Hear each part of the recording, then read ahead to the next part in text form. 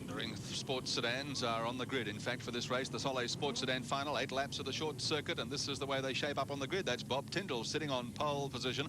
Alongside him on the front row, Jeff Barnes in car number 9. Second row, Des Wall and Laurie Attard, followed by Gary Scott and Mike Griffin. Then on the fourth row, Joe Said and Peter McLeod. Glenn Seaton and Tony Herbert on the fifth row. 1 minute till the flag drops. Gary McFadden and John Vernon share the sixth row of the grid. But there's a big field of 24 starters for this race. It is a big field indeed, Gary, with Tyndall and Barnes on the front row.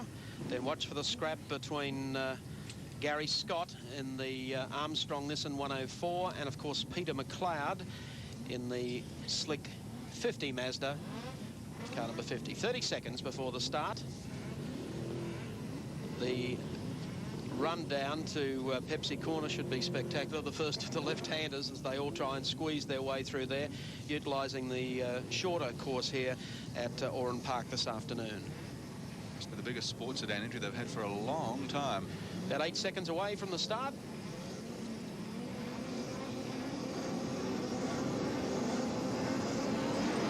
Off the line, and it's Barn Tyndall's, and 59 got an absolute flyer down the inside. Fadden as he comes down here on the inside looking for the race lead, but I think it'll be Barnes to lead. Here comes Tyndall storming back down on the inside, so Tyndall will take over second. There's the jostling going on. Mike Griffin going through in car number 41, and back behind him in car number 50 is Peter McLeod. There's Gary Scott looking for the run down on the outside. He'll cut back to the inside as they come up towards Yamaha Corner, but over the top, and it will be Barnes leading from Tyndall at this stage as they come down towards Castrol for the first time. I think the stewards might be tapping their feet waiting for 59 McFadden to come back in. He must have jumped the start by a full 2.5 seconds. Oh, there's Scott around sideways on the main straight. He's going to get out of harm's way. Could have been tapped in from behind. One going via the ditch, the dipper, and in all sorts of problem. But he's managed to park himself down there. And he's out of harm's way. It'd for be the wise rest to stay there, wouldn't it? I would think so. Barnes, meantime, will lead it back onto the short track. The winner of a sprint race here earlier this morning, and he's showing fine form. Jeff Barnes, car number 9, leads over Yamaha, and now heading up to the flip-flop at Honda.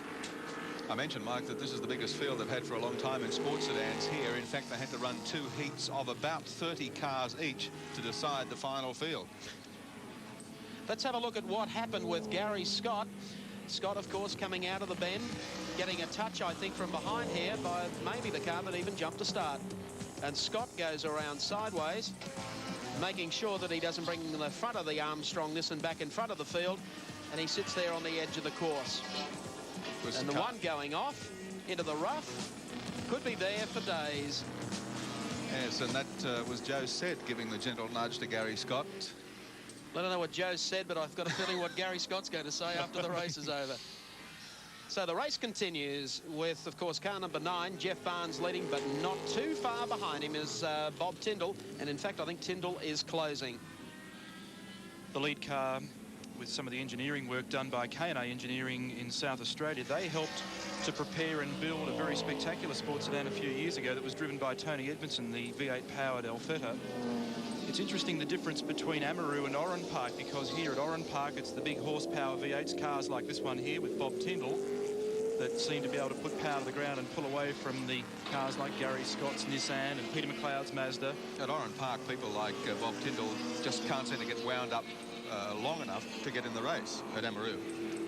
But here, where they've got some big open spaces and they can stretch out, he really does get in the thick of things. And the 2 leading cars are pulled right away from the rest of the opposition. In fact, McLeod's surprisingly far back in the field based on recent performances. Of course, Peter McLeod, that Mike Raymond spoke to just before the start of the race, having his last outing in the car and would have been looking for a good performance, but as I said, surprisingly, he's back at about 7th or 8th spot. There's the field going through. We'll wait for Sed. Now, here's Sed coming through.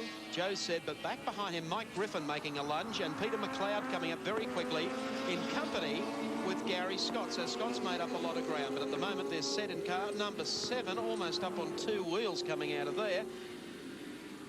Be giving him a thrill. The black flag did go out to McFadden as well in car 59, so he'll come into the Clark, of course, at the end of the next lap. And they'll have a little chat. So there's Sed coming out, the backdrop. Wall-to-wall people here at Oran Park as we wind down to round 10 of the Touring Car Championship. Sed goes through. Mike Griffin will be the next one to gain ground on him as they come down back onto the loop, onto the short circuit. There's Sed, another car sitting in behind him. Then McLeod on the tail of Griffin. We'll deal with those shortly. 70 is Attard running in fourth, then Griffin, and then Peter McLeod being the next one through in car number 50. Mike Griffin is another former Group C car, now in sports sedan guys. A car on which he spent an awful lot of money and is being rewarded with a pretty fair degree of competitiveness. Not so much here at Oran Park as we've observed, and it's here that the big thundering cars like Bob Tyndall's machine, with 2 laps remaining, powering up and dueling for the lead with Jeff Barnes. There's McLeod. McLeod gives away a fair bit of weight to Griffin's car. Peter McLeod's Mazda RX-7 weighing in at about 950 odd kilograms. Griffin has got about 150 odd kilograms less than that in total weight.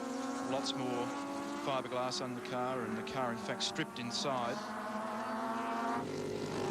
Yes, McLeod, I think, is racing still closer to the old Group C guys, isn't he? Yes, the only thing that Peter's done is he's removed the headlights away from the front of the car. He's taken those out, the little flick-up headlights in the Mazda RX-7. And he's also put a fiberglass bonnet on the car. Here's Tyndall, car number 49, coming through the right-hander. And there's the leader, Jeff Barnes, car number 9, the Chevy Monza. Enormous horsepower, but having to thread his way through traffic here at the moment, that's a bit of a nightmare for him as he comes across the top at Yamaha. Passing Nick Mittenway in 66. Peter Hopwood's been coaching young Nick Mittenway and helping him prepare this car. He's going to be a force one of these days in sports sedan racing. Coming up to Castrol Corner, and as they come out of the bend, it will be Jeff Barnes coming down to take the checkered flag. So Barnes will be first across. Tyndall is going to salvage second out of this. And third place is going to go to Joe Sed in car number 7. But here's confirmation. Barnes the winner, car number 9. Second goes to Tyndall in 49, and third goes to Sed in 7.